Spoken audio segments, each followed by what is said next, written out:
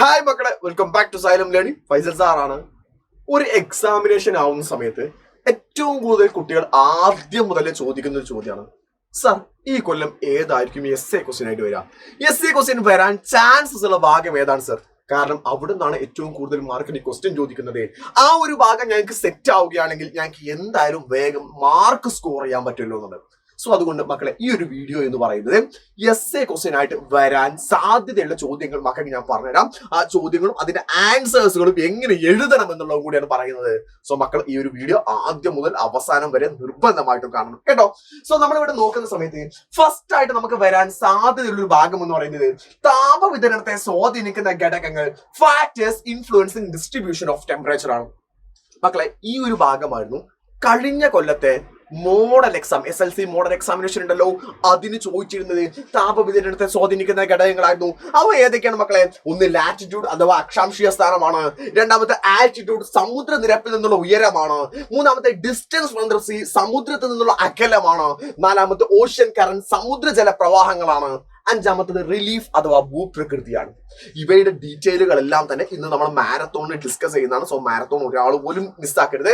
ഇവിടെ ഞാൻ പറഞ്ഞിരുന്നു നിങ്ങൾക്ക് ഓരോ ഏരിയാസൊന്നും നിങ്ങൾ എങ്ങനെ പഠിക്കണം, ഇതിൽ ഓരോന്നും നിങ്ങൾ ഏതൊക്കെയാണ് എഴുതി വെക്കേണ്ടത്, എങ്ങനെ എഴുതിയാലാണ് മാർക്ക് സ്കോർ ചെയ്യാൻ പറ്റുക തുടങ്ങിയിട്ടുള്ള കാര്യങ്ങൾ എല്ലാം തന്നെ ഞാൻ ഡിസ്കസ് ചെയ്തു തരും.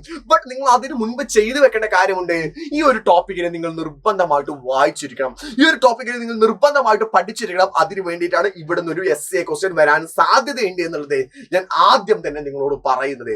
സോ മക്കൾ, നന്നായിട്ട് ശ്രദ്ധിക്കേണ്ട ഒരു ഭാഗമാണ് factors affecting influence of temperature, താപവിതരണത്തെ സ്വാധീനിക്കുന്ന ഘടകങ്ങൾ ഏതെല്ലാം എന്നുള്ളത്. കൂടാതെ തന്നെ ഇനി അതല്ല എങ്കിൽ മേ ബി എന്താണ് ഇത് SA ക്വസ്റ്റ്യൻ ചോദിച്ചില്ലെങ്കിൽ കൺഫേം ആയിട്ട് പറയാം 4 മാർക്കിന് ചോദ്യം ഉണ്ടായിരിക്കും. SA ക്വസ്റ്റ്യൻ 5 മാർക്കിനാണ്, ഒന്നെങ്കിൽ 5 മാർക്കിന് അല്ലെങ്കിൽ 4 മാർക്കിന് എന്തായാലും 100% ഉറപ്പിച്ചോ ഇവിടുന്ന് ചോദ്യം ചോദിക്കും. അത് അത്രയും ഇമ്പോർട്ടന്റ് ആയ ടോപ്പിക് ആണ്. എന്നാൽ അതല്ല എങ്കിൽ നമുക്ക് ക്വസ്റ്റ്യൻ ചോദിക്കാൻ സാധ്യതയുള്ള ഒരു ഭാഗം എന്ന് പറയുന്നത് അതേതായിരിക്കുന്നവരോ? ഗ്ലോബൽ പ്രഷർ ബെൽറ്റ് ആയിരിക്കും. കഴിഞ്ഞ വർഷത്തെ ഓണം എക്സാമിനേഷൻ ചോദിച്ച ചോദ്യം എന്ന് പറയുന്നത് ഗ്ലോബൽ പ്രഷർ ബെൽറ്റ്, ആഗോള മർദ്ദ മേഖലകളായിരുന്നു. നമുക്കറിയാം ആഗോള മർദ്ദ മേഖലകൾ ഏതെല്ലാം എന്നുള്ളത് നമുക്കറിയാൻ പറ്റുന്നതാണ്. നമുക്ക് എന്നെ നോക്കാം, ഇക്വറ്റോറിയൽ ലോ പ്രഷർ ബെൽറ്റ് അഥവാ മധ്യരേഖ ന്യൂനമർദ്ദ മേഖല. ഈ ഒരു മർദ്ദ മേഖല എന്തുകൊണ്ട് രൂപം കൊണ്ടു ഓരോന്നിനെയും ചോദിക്കാം.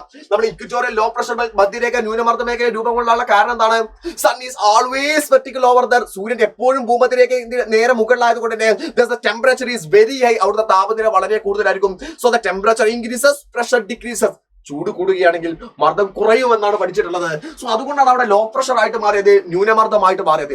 എന്നാൽ ഇത് കഴിഞ്ഞാൽ ഇവിടെ ലോ പ്രഷർ ആണെങ്കിൽ ഇതിന് തൊട്ടുപുറത്തുണ്ടായിരിക്കും ഇവിടെ ഹൈ പ്രഷർ ആയിരിക്കും, ഇവിടെയും ഹൈ പ്രഷർ ആയിരിക്കും. Sub tropical high pressure belt, ഉപോഷ്ണ ഉച്ചമർദ്ദ മേഖല.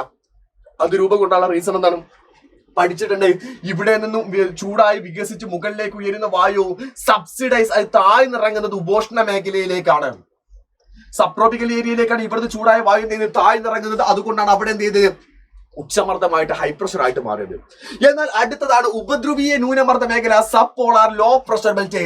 Sub polar low pressure belt വരാനുള്ള റീസൺ എന്താണ്?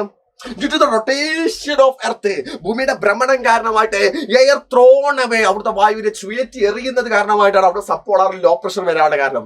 എന്ന് ഏറ്റവും അവസാനത്തെ പോളാർ ഹൈ പ്രഷർ ബെൽറ്റ്, ധ്രുവീയ ഉച്ചമർദ്ദ മേഖല വരാനുള്ള റീസൺ എന്താണ്? അത് സിമ്പിളാ. ഇക്വറ്റോറിയൽ പറയുന്നതിന്റെ നേരെ ഓപ്പോസിറ്റ് ആലോചിച്ച് നോക്കിയാൽ മതി. When we are moving to the pole side, ധ്രുവ പ്രദേശത്തേക്ക് പോകുന്നതിനനുസരിച്ചിട്ട് ടെമ്പറേച്ചർ ഡിക്രീസസ്, താപനില കുറയുകയാണ് ചെയ്യുന്നത്. If the temperature decreases, pressure increases, താപനില കുറയുകയാണെങ്കിൽ, ചൂട് കുറയുകയാണെങ്കിൽ മർദ്ദം കൂടും. അതുകൊണ്ടാണ് അവിടെ ഹൈ പ്രഷർ ആയിട്ട് മാറിയിട്ടുള്ളത്. സോ പരീക്ഷയ്ക്ക് മേ ബി നിങ്ങളോട് ക്വസ്റ്റ്യൻ ചോദിക്കാം, ഈ ഗ്ലോബൽ പ്രഷർ ബെൽറ്റുകളെ കുറിച്ചിട്ടായിരിക്കാം. ഈ ഗ്ലോബൽ പ്രഷർ ബെൽറ്റുകളും അവ രൂപം കൊള്ളുന്നത് എങ്ങനെ എന്നും നിങ്ങളോട് ഡീറ്റെയിൽ ചോദിക്കാം. ഇതിന്റെ കൂടെ തന്നെ നമുക്ക് ഓർത്ത് വെക്കേണ്ട പോയിന്റുകൾ അറിയാലോ. ഇക്വറ്റോറിയൽ ലോ പ്രഷർ ബെൽറ്റിന്റെ ഏരിയ തന്നെയാണ് ഡോൾഡ്രം ഏരിയ എന്നൊക്കെ വിളിക്കുന്നത്. എന്തുകൊണ്ടാണ് ഡോൾഡ്രം ഏരിയ എന്ന് വിളിക്കാനുള്ള കാരണം? വാക്ക് കേട്ടിട്ടില്ലേ, പഠിപ്പിച്ചിട്ടുണ്ടല്ലോ. വേഗം കമന്റ് ഇട്ടോ, എന്തുകൊണ്ടാണ് ആ ഏരിയ ഡോൾഡ്രം ഏരിയ എന്ന് വിളിക്കാനുള്ള കാരണം എന്ന് കൂടെ കമന്റ് ഇടാം. ഇതിന്റെ കൂടെ തന്നെ ഇതിനിടയിൽ വീശുന്ന കാറ്റുകളുണ്ട്. ട്രേഡ് വിൻഡ്, വാണിജ്യവാദം, വെസ്റ്റലീഷ്യ പശ്ചിമവാദം, പോളാർ വിൻഡ്, ധ്രുവീയവാദങ്ങൾ, അവയും കൂടെ ചിലപ്പോൾ മെർജ് ചെയ്തിട്ടായിരിക്കും ക്വസ്റ്റ്യൻ ചോദിക്കാം. അപ്പോൾ ആ ക്വസ്റ്റ്യനൊക്കെ എങ്ങനെയാ ചോദിക്കാൻ തുടങ്ങിയിട്ടുള്ള കാര്യങ്ങളെല്ലാം ഇന്നത്തെ 7 മണിയുടെ ലൈവിൽ ഞാൻ ഡിസ്കസ് ചെയ്യും. ആ ലൈവ് ഒരാൾ പോലും മിസ്സാക്കരുത്. നമ്മുടെ മെക്കാ മാരത്തോൺ എന്ന് പറയുന്നത് എല്ലാവരും നിർബന്ധമായിട്ട് വന്നേക്കാം. അപ്പൊ ഈ 2 ടോപ്പിക്കിനെ നിർബന്ധമായിട്ട് പഠിച്ചേക്കാം. ഇവയിൽ 2 ഏതെങ്കിലും ഒന്നായിരിക്കും ഈ കൊല്ലത്തെ ഓണം എക്സാമിനേഷന് SA ക്വസ്റ്റ്യൻ ആയിട്ട് ചോദിക്കാൻ സാധ്യതയുള്ളത്. സോ ഒരിക്കലും ഒഴിവാക്കാൻ പാടില്ലാത്ത ഭാഗമാണ്. നന്നായിട്ട് പഠിക്കും മക്കളെ. സോ നമുക്ക് അവിടെ ലൈവിൽ കാണാം കേട്ടോ.